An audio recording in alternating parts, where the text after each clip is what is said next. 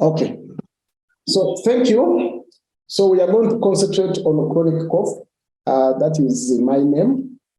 And mainly, our discussion is going to concentrate on discussing what is needed in the clinic to deal with a patient with chronic cough. Next slide.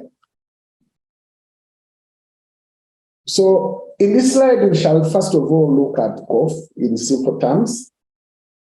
Cough is simply the act of expelling air from the lungs.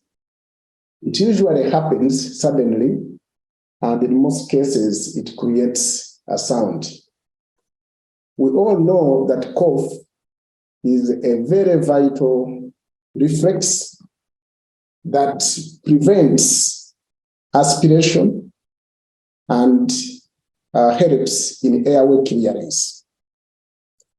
So everyone has coughed, and everyone knows what cough is.